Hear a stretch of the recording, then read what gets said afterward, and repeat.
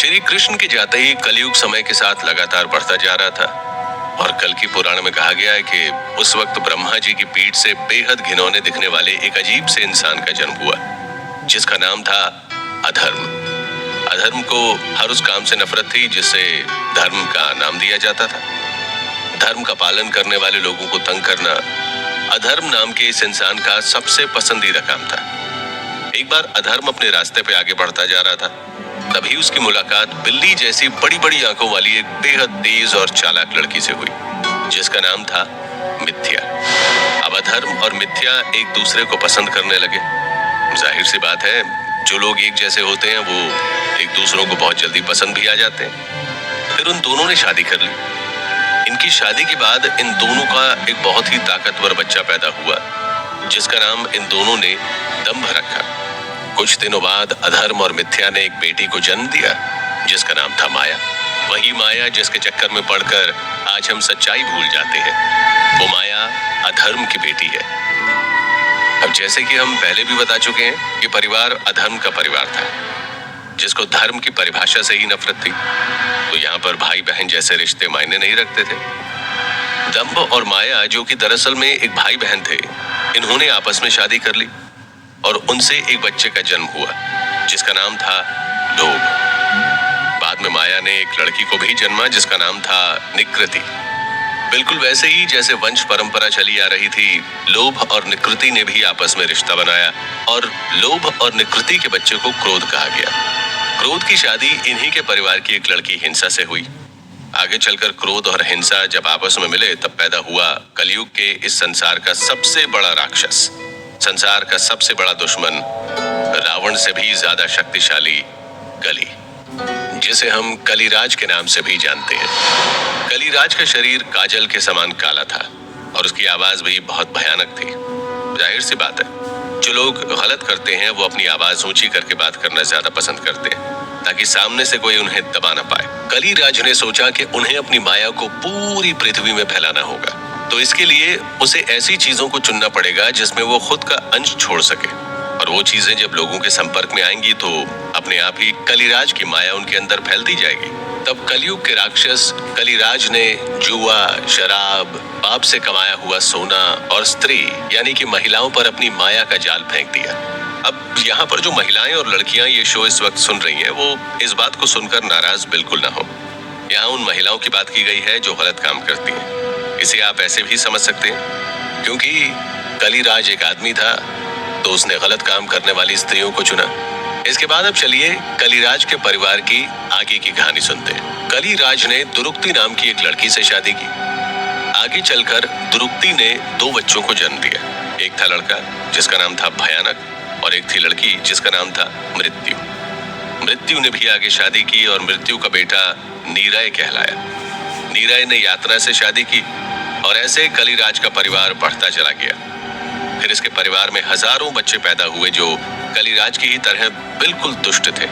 धर्म को न तो मानने वाले थे और पूरी दुनिया में अधर्म का प्रचार करने वाले थे।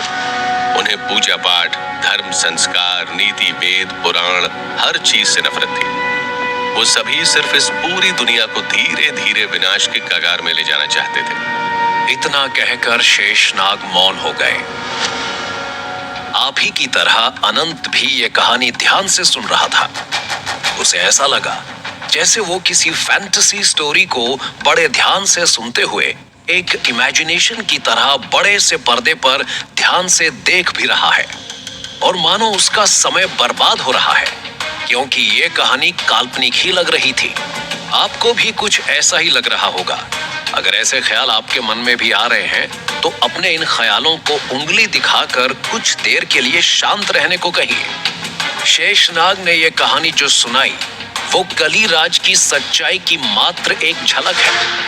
कलिराज की असली सच्चाई, कलयुग के राक्षस का असली चेहरा अभी आपके सामने आया ही नहीं है, और जब वो आएगा तो आप सोचते सोचते मजबूर हो जाएंगे कि आपने इस तरह से तो कभी सोचा ही नहीं था। आपने कलिराज की ऐसी कल्पना तो की ही नहीं थी। अच्छा ये बताइए, क्या आपने असुर सीरीज देखी है? मुझे विश्वास है जरूर देखी होगी, और आखिर तक आप इस सवाल का जवाब नहीं ढूंढ पाए होंगे कि कली आखिर कौन था। पर यहाँ तो कहानी उससे भी ज्यादा विचित्र है। इसलिए कलयुग के सबसे बड़े राक्षस को समझने के लिए इस शो को बहुत ध्यान से और आखिर तक सुनना बेहद जरूरी है।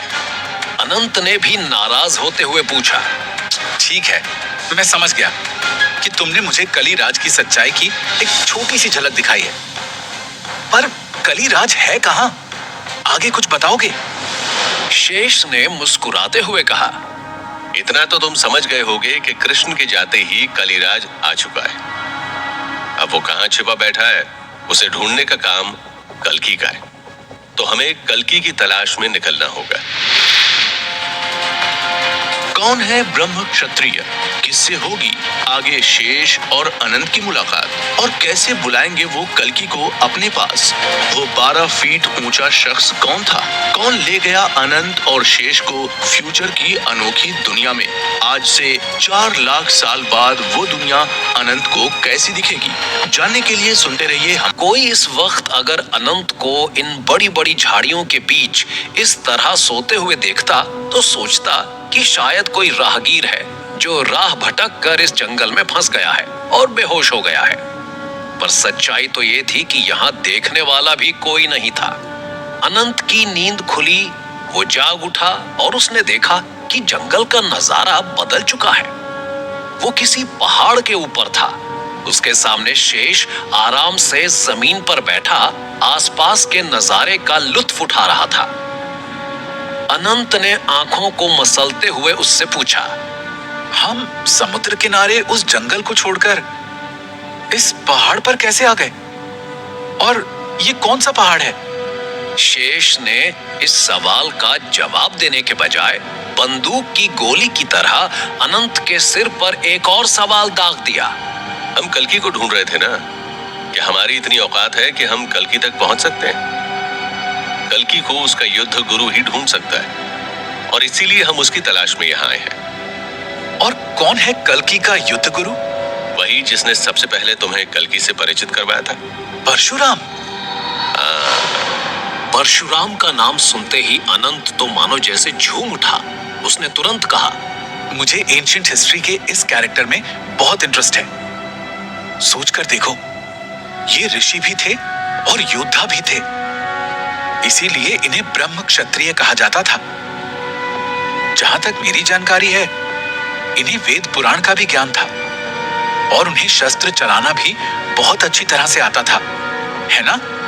अनंत की उत्सुकता देखकर शेष ने हंसते हुए कहा, थोड़ा आराम से। तुम्हारा पूरा नाम अनंत सिंह राठौर है। तुम भी एक क्षत्रिय हो और परशुराम को क्षत्रियों से नफरत है। कहीं कल्कि को ढूंढते ढूंढते तुम स्वर्गलोक ना निकल जाना, क्योंकि तुम्हें मेरे साथ एक लंबी यात्रा तय करनी है। इसलिए सतर्क करना मेरी जिम्मेदारी है। शेष की इस बात से अनंत को थोड़ा डर लगा, क्योंकि उसने सुन रखा था कि परशुराम ने 21 बार क्षत्रियों को मार डाला था।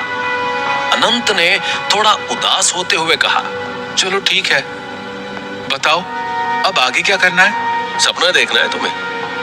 कलयुग के जिस पड़ाव पर तुम हो, वहां सतयुग, द्वापर और त्रेता से जुड़ी सच्चाई खुली आंखों से नजर नहीं आ सकती। शेष के इतना कहते ही अनंत मानो एक बार फिर नींद में चला गया।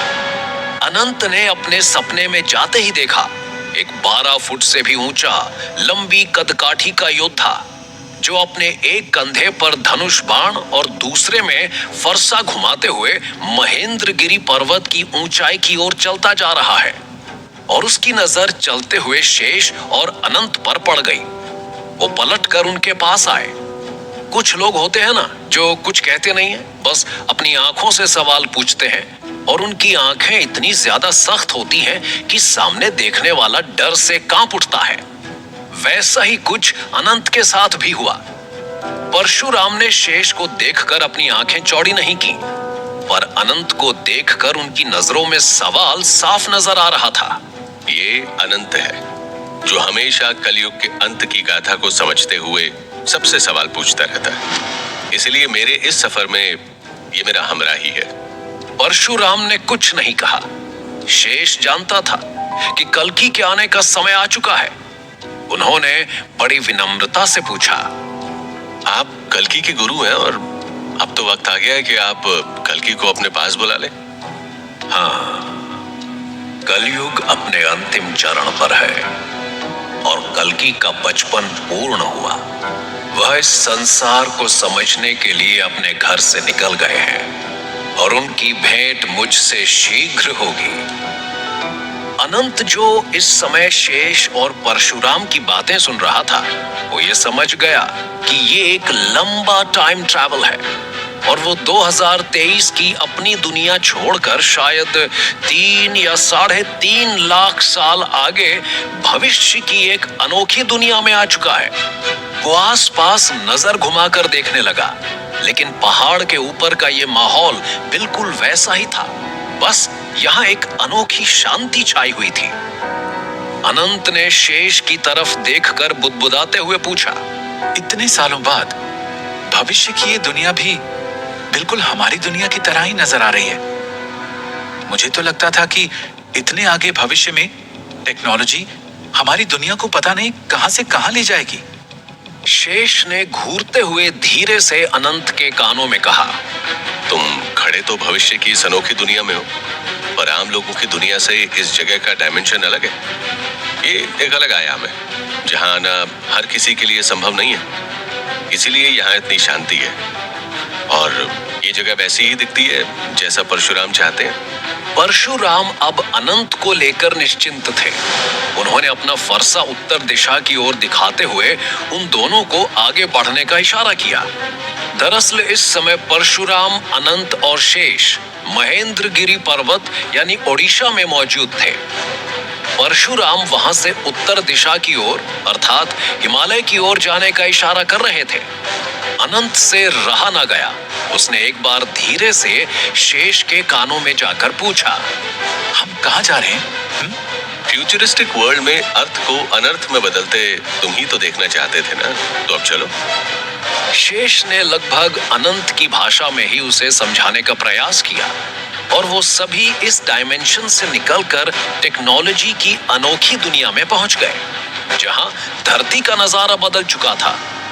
जाहिर सी बात है, 3-3.5 लाख साल बाद या लगभग 4 लाख साल बाद दुनिया बहुत ज्यादा बदल चुकी होगी। आगे हम उसी अनोखी दुनिया का सफर तय करेंगे। कौन थे कल्कि के युद्ध गुरु? हिमालय की वो अनोखी दुनिया कौन सी थी? किस अनोखे डायमेंशन की यात्रा करने वाले थे अनंत और शेष? सुभाष चंद्र बोस का इन सब से क्या कनेक्शन था? कैसे मिला अनंत कल्कि से? जानने के लिए सुनते रहिए हमारा अगला एपिसोड।